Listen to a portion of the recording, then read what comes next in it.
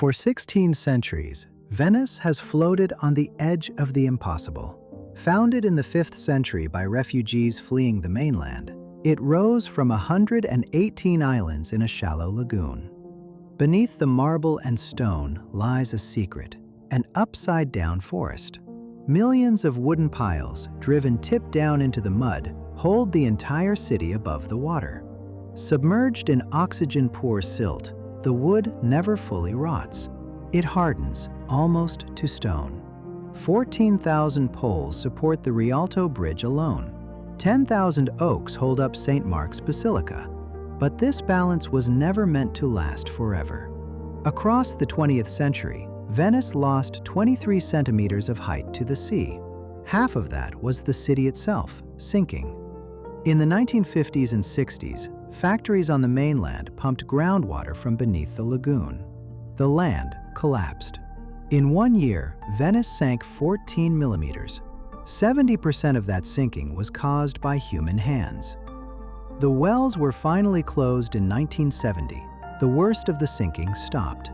But the sea did not stop rising. Over the last century and a half, the water around Venice has risen about 2.5 millimeters every year. And in recent decades, that rate has only accelerated. The Venetians have a name for the flood: Acqua Alta, the high water. It begins at 80 centimeters above the datum. At that point, St. Mark's Square goes under. A century ago, this happened maybe twice a decade. Today, it happens more than 40 times a decade, around 27 floods every year. The mean water level is now 30 centimeters higher than it was in 1900. And then there are the catastrophes. On the 4th of November 1966, the tide reached 194 centimeters. 90% of the city vanished beneath the water. It remains the worst flood ever recorded. 53 years later, in November 2019, the water rose again. 187 centimeters, just 7 centimeters short of the record. 87% of Venice flooded.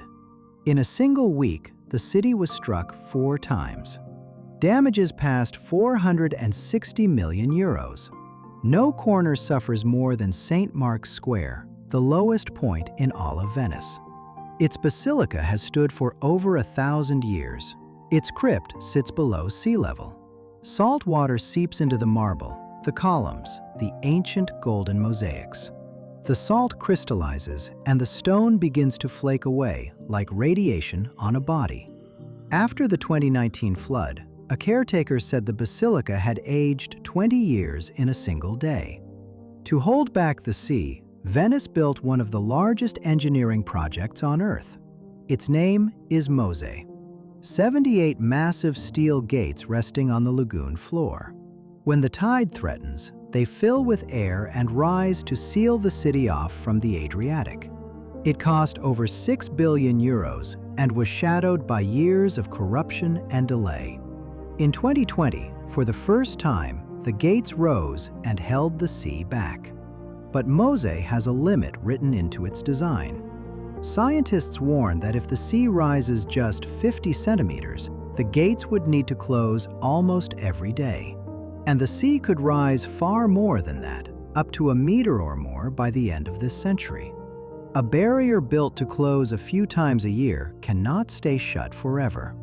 While the water rises, the city empties of its people. In 1951, nearly 175,000 people lived in Old Venice. Today, fewer than 50,000 remain, losing about 1,000 residents every year. As locals leave, more than 20 million tourists arrive each year. In 2023, for the first time, tourist beds outnumbered residents. A living city is slowly becoming a museum on the water.